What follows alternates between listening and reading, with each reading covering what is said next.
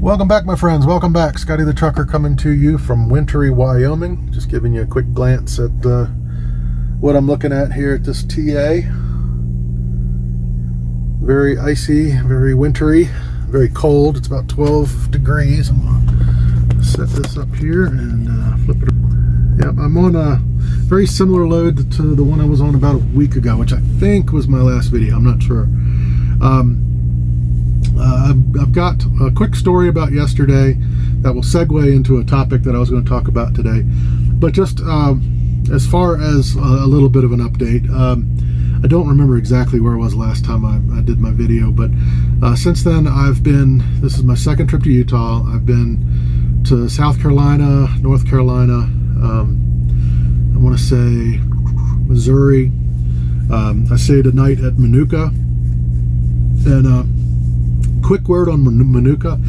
Last time I did kind of a tour and a review, and I gave it very high marks. Not that it's a huge terminal with all the bells and whistles, but it's got what you need. It's got showers. They're not exactly the most private, but it's got a lounge. It's got food items. It doesn't have a cafeteria. It has what you need, and for parking, it was perfect. It's got a great huge parking lot, easy to park in. So I gave it very high marks this time around, and I'm just being honest. Last time I was there, I will say, pretty much befriended the custodian guy. There weren't a lot of people around. I had several conversations with this guy who was a former driver. I don't think he drove for Prime, but he was a former driver, and so we had a lot to talk about. But he was on top of everything. I mean, the place was spick and span clean, to the point he got really upset with one of the office staff. Came in and walked across his mopped lounge, and when she left, he slammed his hat down. It's like, can you believe that? And he's looking, and there's like these muddy footprints. So anyway, it was just kind of funny. But the place was immaculate, well stocked, everything. This time it wasn't. I gotta say, I was in on a Friday night about 10 o'clock, so maybe he was off, left early and it got trashed that quick, or maybe he was on vacation, or maybe he's moved on to another job and they haven't filled that position. But it was like there's nobody paying attention to this stuff. All the trash cans were overflowing.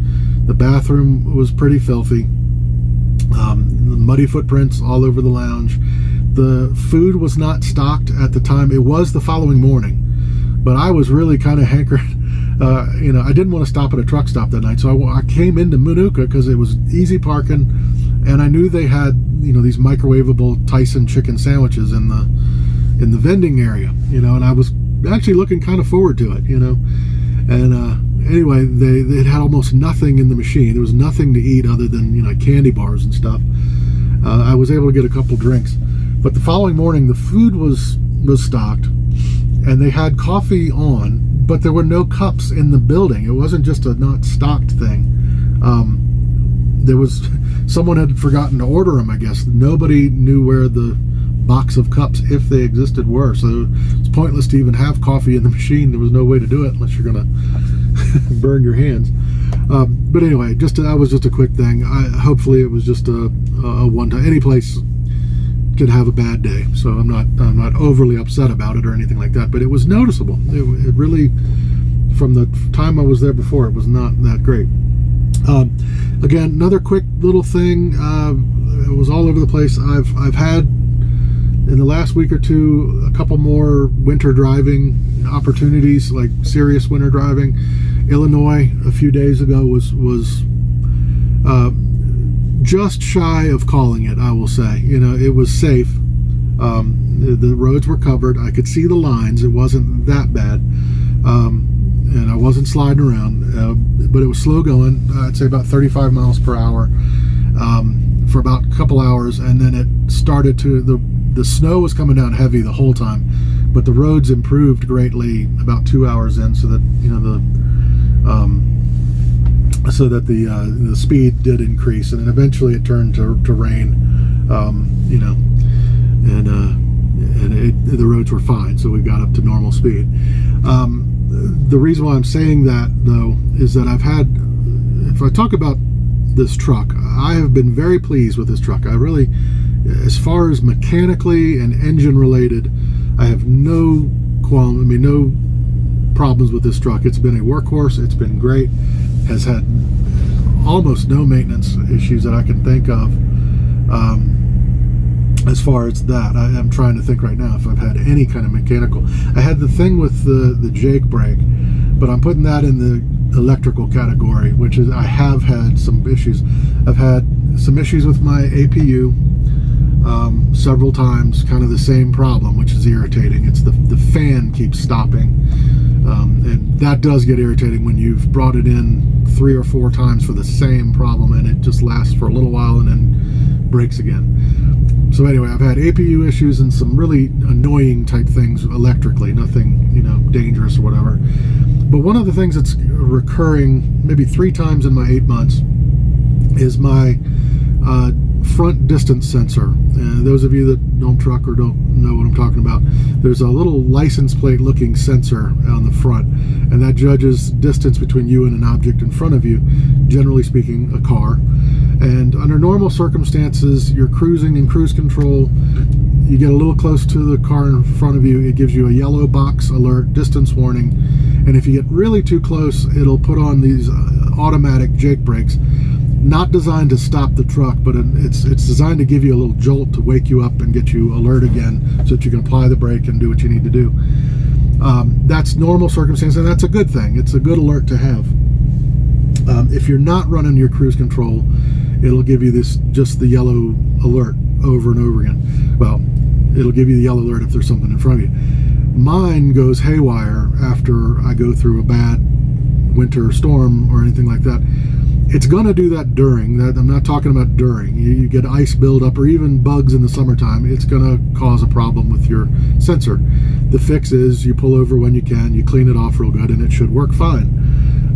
Not so with mine. Mine, it's 2 or 3 times. It's taken 2 or 3 days after the whatever crudded it up to work itself out. And what happens is it just repeatedly it gives a distance warning as well, and it shows that there is an object 0 feet in front of me, and if you're running cruise control, it'll put on that Jake brake over and over again, which means you have to flip to manual real quick and step on the pedal.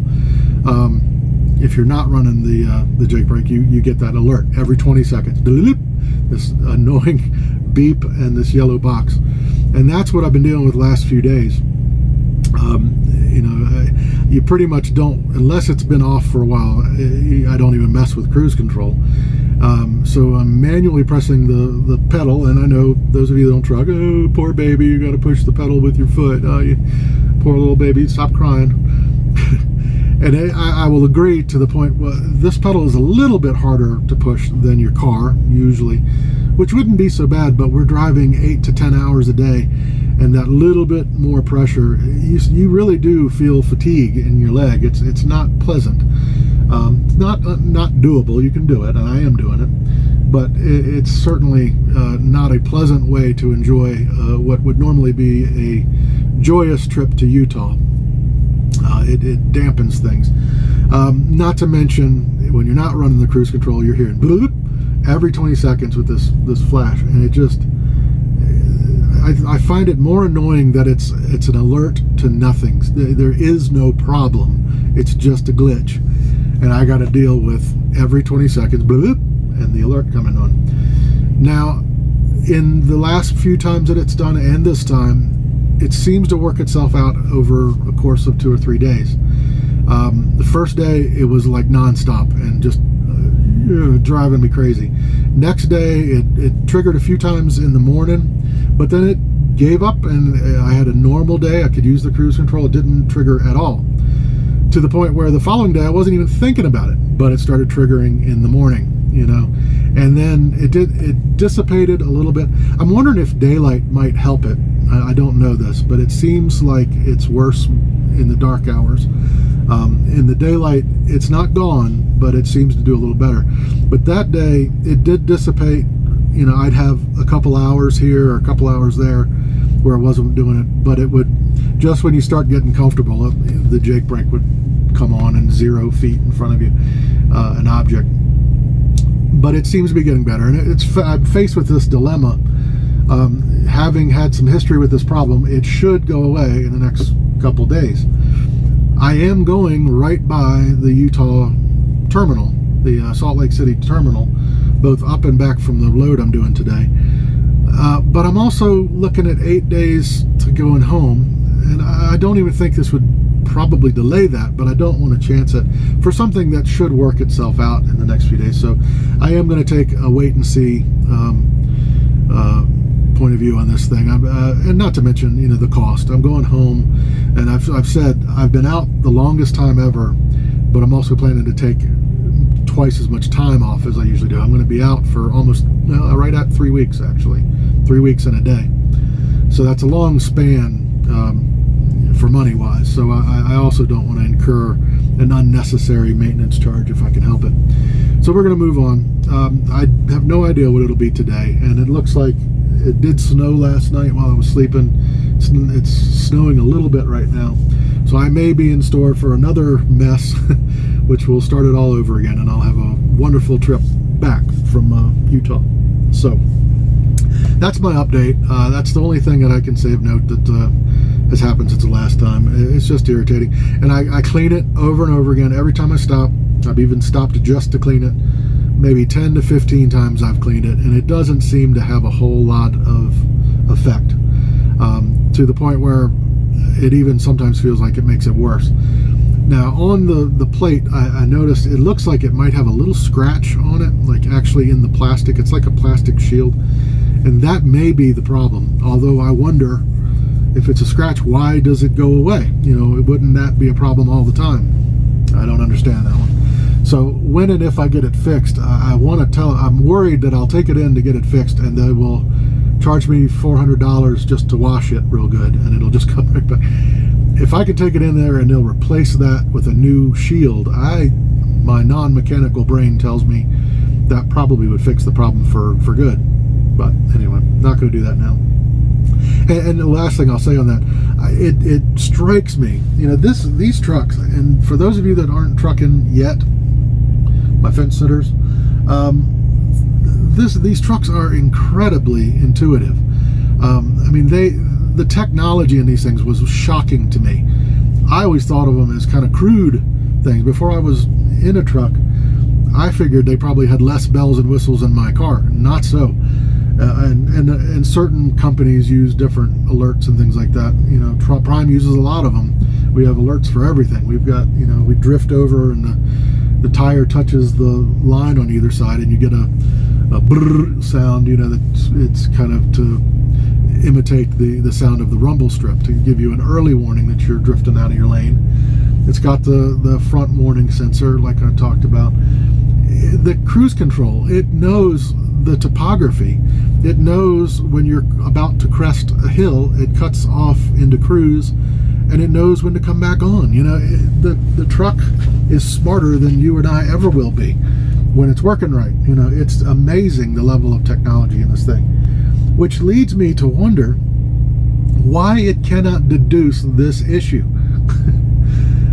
I'll speak. I'm going to be the truck here for a second.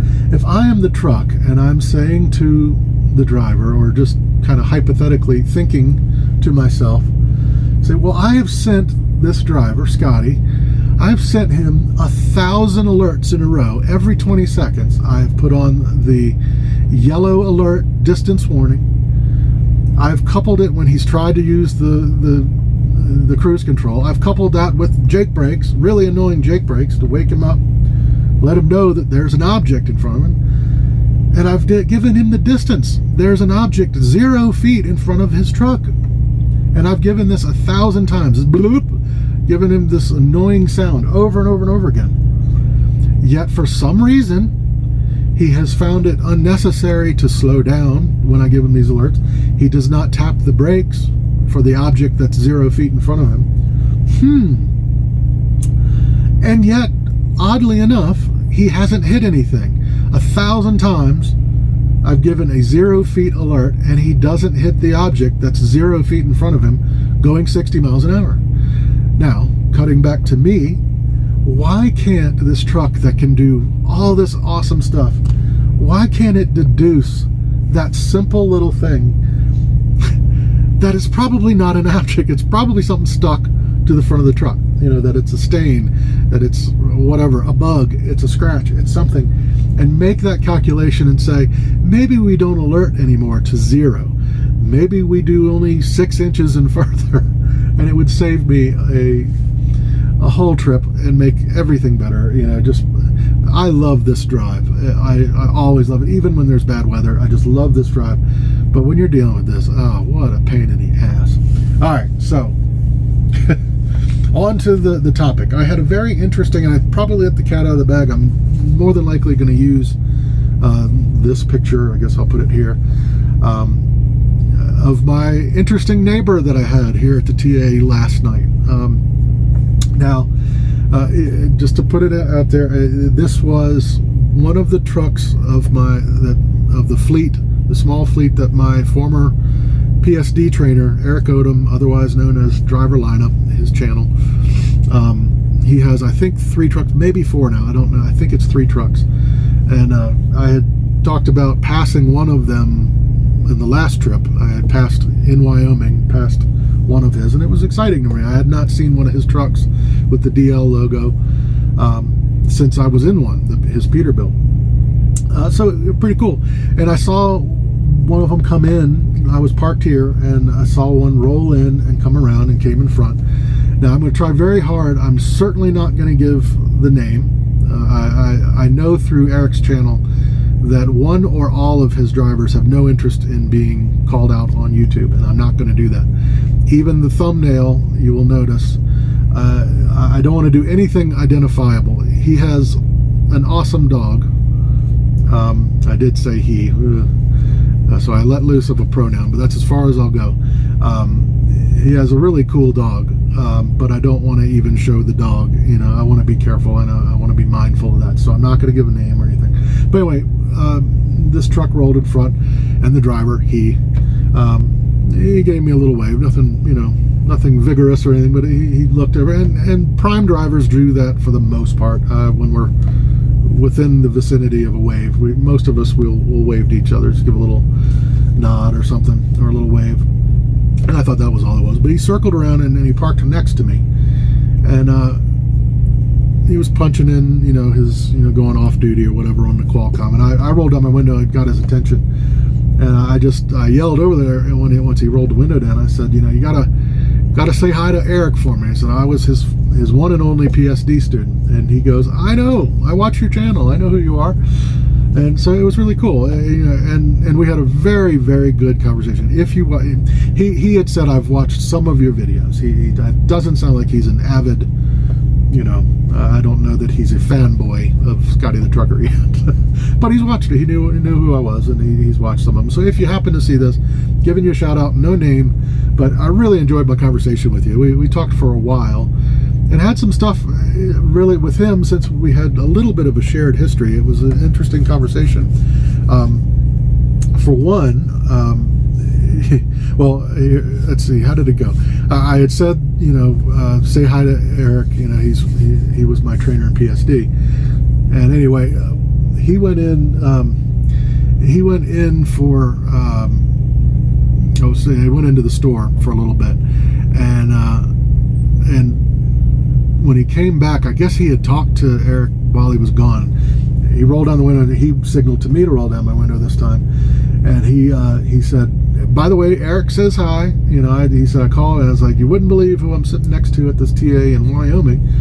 And he said that I was next to Scotty, and he said, oh, Eric sends his regards. And he said, Jenna wanted to tell me, and I'll tell you this little quick story, but Jenna wanted to pass the message to say that the song Africa by Toto still totally sucks, or something like that.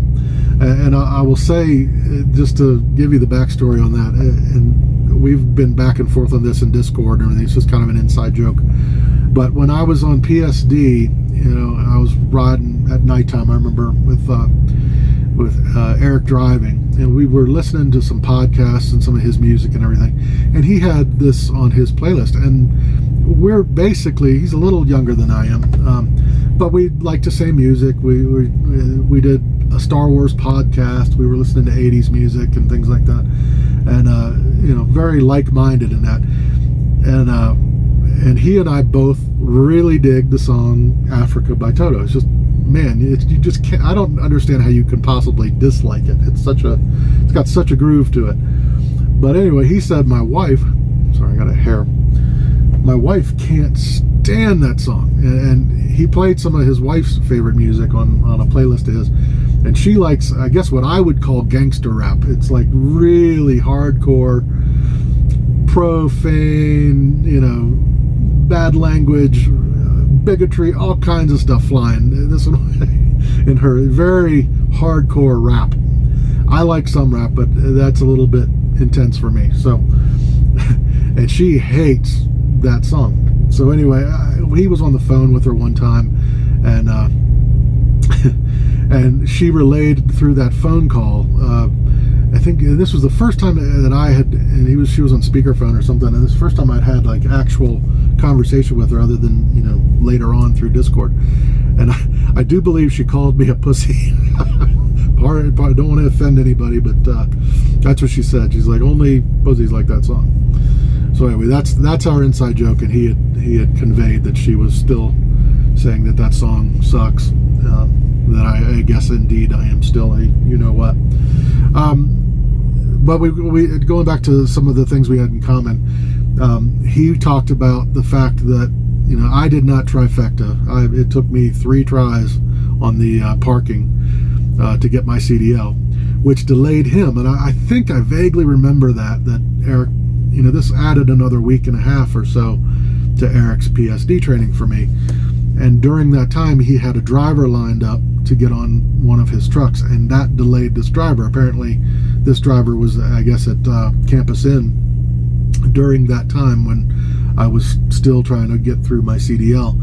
And I had said, oh, that's, not funny, but, I had a similar delay going into my PSD because he had decided to take on Captain Dave at kind of the last minute. And they had gotten stuck out here in Wyoming for several days due to snow. And so I said, yeah, it's like, so it was somewhat of a shared history. Then we didn't know each other. So, but it was very cool. And the last thing that we talked about that we had kind of in common was that I don't know if this is his longest time out, but we both left home. Our last home time was December 28th. Now this, I believe, is my longest. I keep trying to think back to my very first one when I was coming out of my last weeks of TNT into upgrade, and then I worked a couple weeks. I still don't think it was as long as this one's going to be total. This is two and a half months by the time I get home this time. A few days longer than that. Anyway, he's been out this same amount of time. I don't think he even has intention of going home. He doesn't. I believe he's going to stay out. So more power to him. So yeah, and what I wanted to talk about, segueing into that, I wanted to, for my fence sitters mostly, I have talked before over and over again, and said that this is the part of trucking that's the hardest, being away from home. Everything out here gets, I can't tell you how easy it gets. I've quoted No Hippie several times. He said this is the easiest job he's ever had, and it's almost there with me. I think I'm in my 8th month, or I just banked my 8th, or just got it anyway, roughly 8 months. I don't have everything down perfect or anything like that, but the anxiety is damn near gone. I am living an almost stress-free existence out here, I can say. You certainly hit, in the moment, tense situations. You hit difficulties, but they're in the moment. The worrying about what's ahead is virtually gone with me. I don't worry anymore the hour before I hit a shipper or receiver anymore. I don't worry what kind of dock is it going to be, this and that.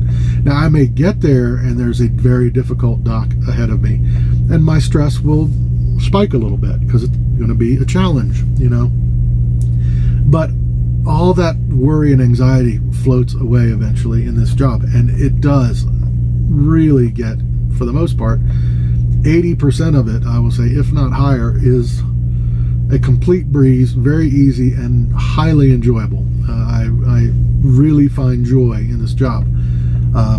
It's not, I won't go to 100% because it is a job, and you got to remember that too, fence sitters.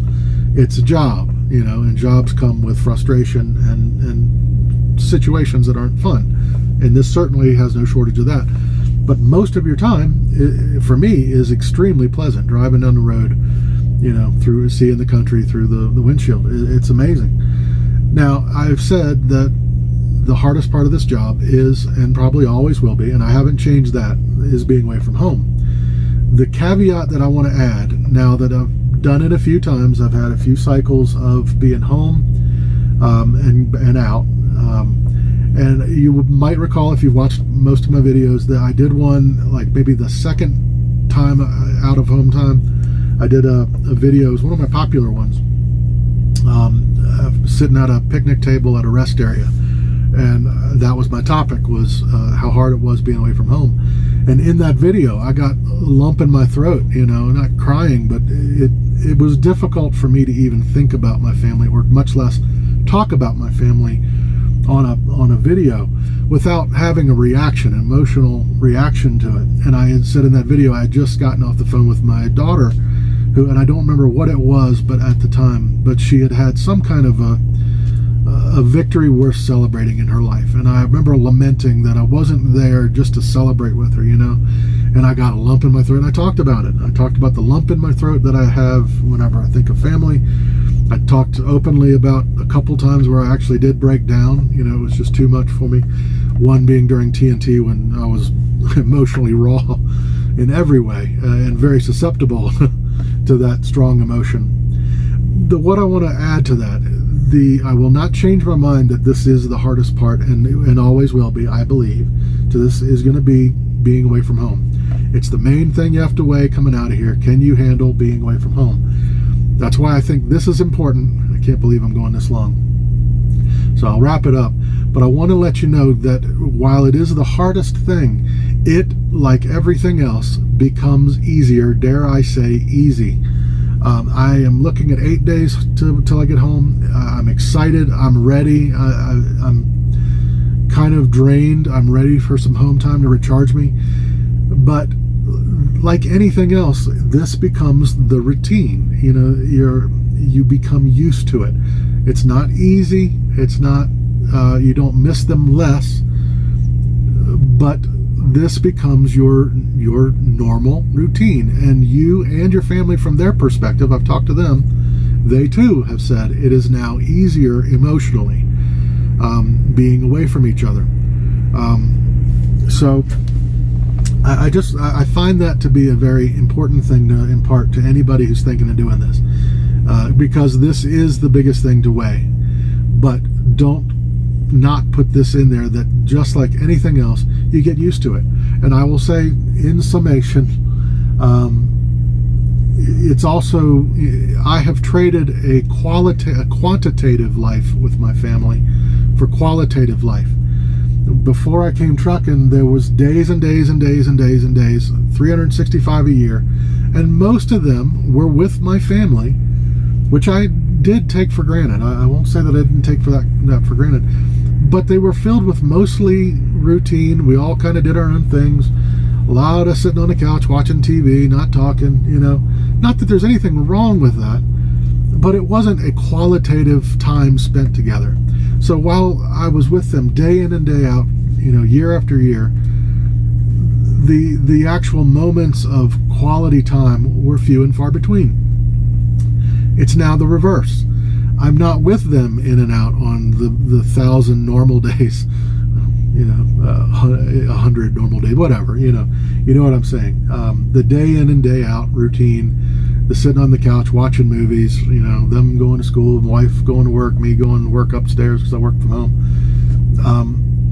But what I've replaced it with is fewer days, but man, we pack some stuff into those days. I mean, we're talking about it weeks before I get home.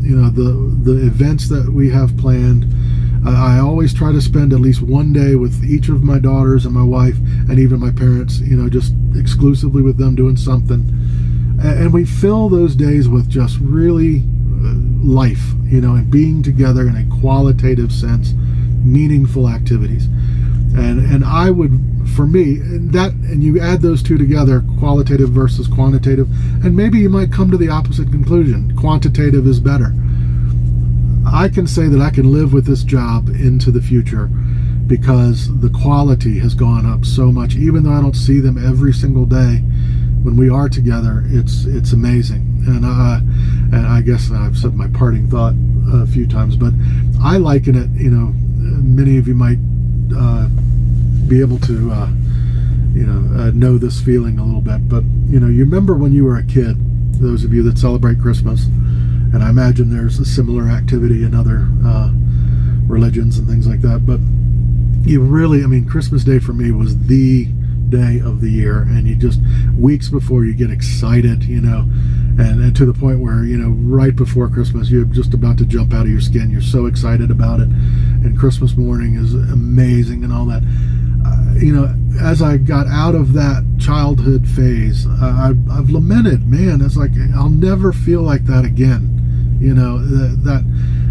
That degree of excitement will never be something as an adult I can feel.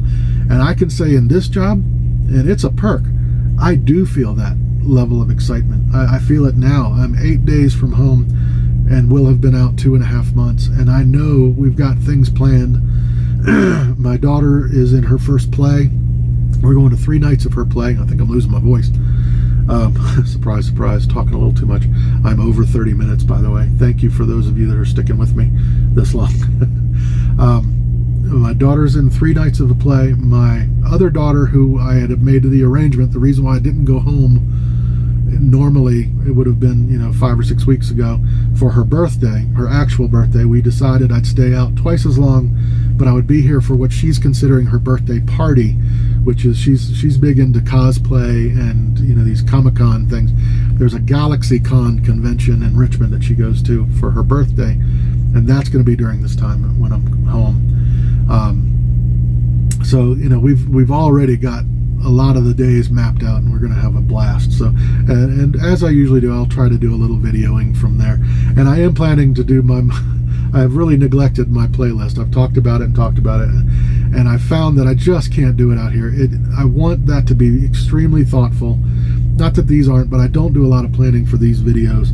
But I've tried to do it a few times, and I'm just too distracted and too little time. I want to be thoughtful about them and make them meaningful for those of you that are weighing the pros and cons of this decision.